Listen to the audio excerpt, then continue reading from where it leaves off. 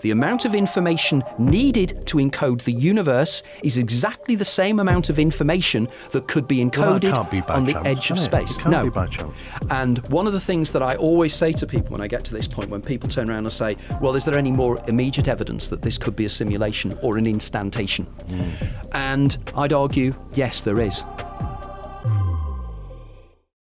Welcome to another episode of The Big Picture, Peake Experience, with myself, Robbie Graham, Steve Mera, and our special guest, Anthony Peake, best-selling author of numerous books, including the forthcoming Cheating the Ferryman.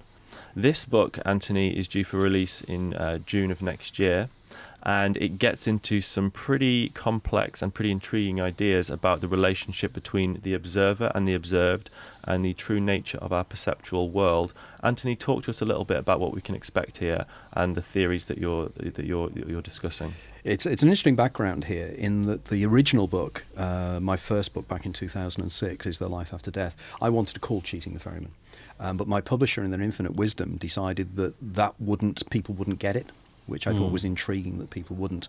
But this time round, because my book sales have been fairly healthy, I'm now in a position to say to them, I'd like to now write Cheating the Ferryman properly, and I'd like to write it on the information and the work I've done and the people I've worked with and interviewed over the last 2 decades.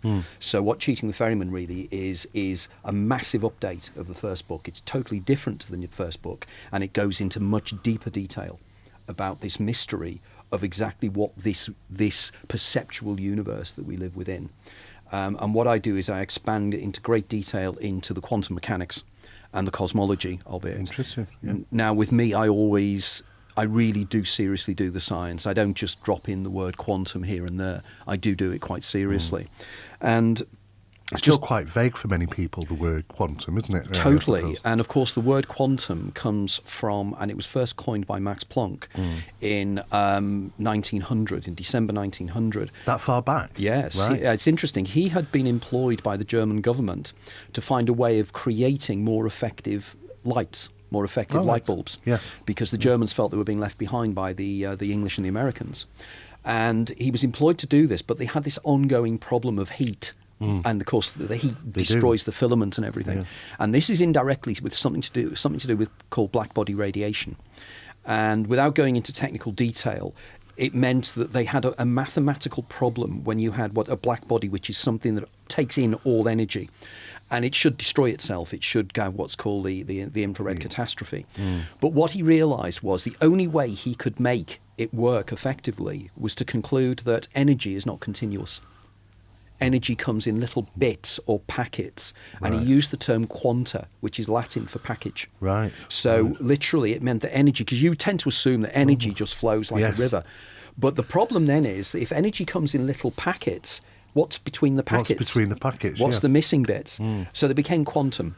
Then in 1905, a young patent clerk from Geneva, from Zurich, came along and explained one of the other great problems of the time, which was something called the photoelectric effect, which is effectively if you shine a light onto a surface, bits of energy are kicked out by the surface as if the light is kicking energy out, which is not possible if light was a wave. If energy was a wave, it wouldn't work in the same way. But if it was tiny particles hitting the surface, and then he thought, wow, so this means light and electromagnetic energy is also quantized into little bits, which was subsequently called photons. Right. Okay? Yes. So that's where the term quanta comes in. Now, the quantum revolution then really took place from 1905, where Einstein had his wonderful year of 3 fantastic papers. And then from that period onwards until the mid-1920s, there was a lot of work done. And in 1924, a guy called Erwin Schrödinger came up with a mathematical model of how the particle waves work. Right. Mathematically, you need to have a mathematical structure to understand how waves work. Then, in a few years later, Max Born, and I think in 1936, came up with the astounding argument that the waves the waves of energy, the light waves and everything else around us, are quite strange, because the wave function of them is a statistical wave. It's not a real wave.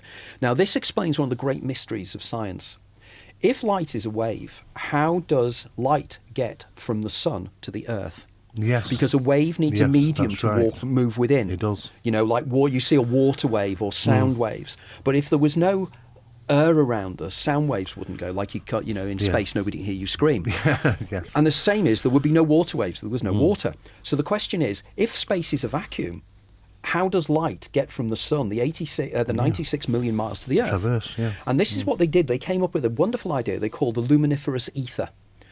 And the luminiferous ether was a kind of a substance, like a jelly, that existed in empty space. And light travelled through that. But I think in about 1889, something like that, two American researchers called Michelson and Morley proved that didn't exist. So they had a huge problem. How does light travel? Yeah. But Einstein cured it by saying they're little tiny particles.